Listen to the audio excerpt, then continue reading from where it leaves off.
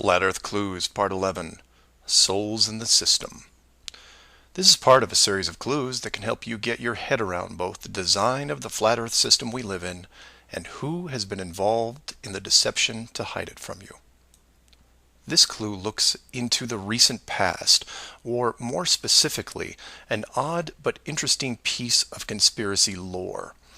What I hope to show here is an example of how an enclosed system, once revealed, can change the world very quickly and in ways you may not have realized. To start, we need to go back a little ways to a controversial 2004 documentary called Astronauts Gone Wild. For those of you who missed this strange little gem, the summary is this. The producer-director Bart Winfield Sibrel went out to prove that all the moon landings were elaborate hoaxes. To do this, he set up interviews with the Apollo astronauts, giving them the impression that the interview was just routine. He then produced a Bible and asked each of the astronauts to swear on the book before the interview started. The interview was then supposed to be a series of detailed technical questions designed to trip up the astronauts. During the process, there was quite a bit of tension and some very uncomfortable moments, including one actual fist fight. Now, I'm not recommending that anyone actually go out and watch this hour-long documentary. For me, the astronauts have had to live with this guilt a long time, and leaving them alone seems like the humane thing to do. What interested me, and moreover what piqued my interest then, wasn't the unoriginal questions the reporter posed, but how the astronauts reacted to the Bible itself. None of the Apollo pilots would put their hand on it and swear that they went to the moon. In fact, most treated the book like it was made of plutonium.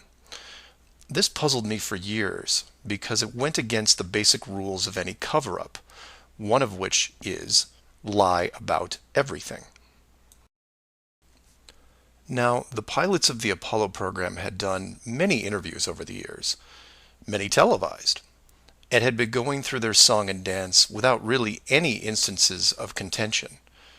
So why not just go through the motions again? It is, after all, just a book, right? People lie under oath all the time. It's called perjury, and every country has an extensive system of laws and punishments to deal with it. These punishments don't seem to stop the people from committing perjury, and you can read about it almost every day. Furthermore, the astronauts were not in court. This was just a room, sometimes their own home. So swearing on the book would, for all intents and purposes, be meaningless. And this sat in the back of my head for years, because it didn't make sense. Why would astronauts, trained by a very large military science program, be afraid of just putting their hand on the book and just tell one more lie?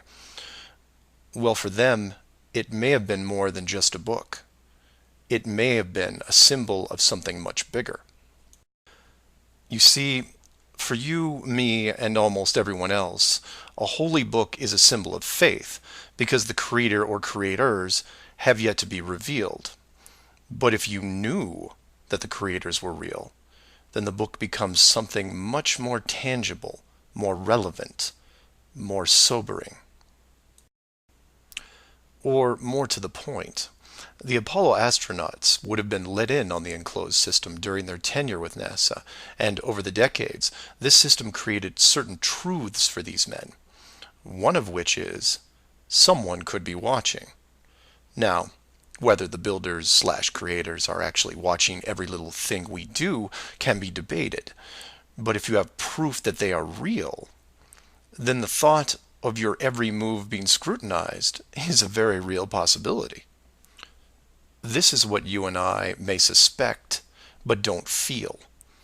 The Apollo pilots, however, are a different story.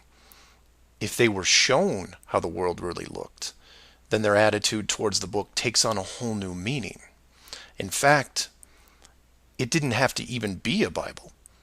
It could have been an encyclopedia or a piece of wood, because it was the idea that made them pause. And if you're still not getting it, then I'll ask you directly.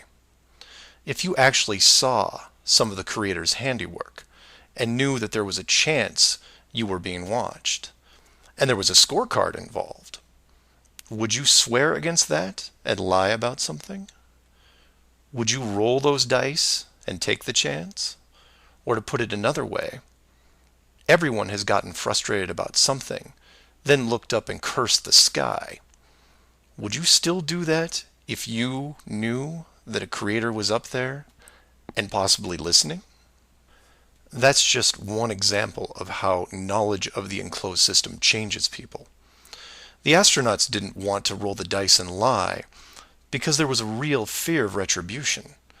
And while they were confident that a bolt of lightning wasn't going to strike them down, they also weren't going to push their luck. And we all take on the same approach in daily life. Everyone who drives has run a stoplight. We know when we see the yellow light that it's too far away, so we hit the gas and hope for the best, especially if the traffic is light and we aren't putting anyone in danger. But you take that very same intersection and put a red light camera on it, well, then things change, don't they? Do you hit the gas and roll the dice? Not a chance. You hit the brakes and hope that you can stop in time because you are being watched. You may not be a model driver by any sense of the word, but you understand this rule and this place, and you don't break it.